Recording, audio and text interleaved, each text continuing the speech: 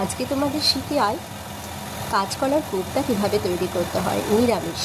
প্রথমে কাঁচকলা আলু সেদ্ধ করে নেবে, তার মধ্যে আদা লঙ্কা সমস্ত কুচি করে নিয়ে তার মধ্যে গরম মশলার গুঁড়ো, নুন, হলুদ আর ঘি ভালোভাবে মিশিয়ে তার মধ্যে একটু বেসন দেবে। তারপরে এই বড়াগুলো করে নিতে হবে। এভাবে সমস্ত কোপ্তাগুলো ভেজে নিতে হবে।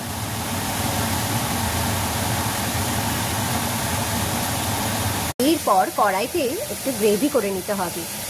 জিরে, তেজপাতা, শুকনো লঙ্কা, গরম মশলা ফোড়ন দিয়ে ওর মধ্যে আদা লঙ্কা টমেটো ধনে জিরে পেস্ট আর কাজু কিশমিশের পেস্ট দিয়ে গ্রেভিটা করে নিতে হবে।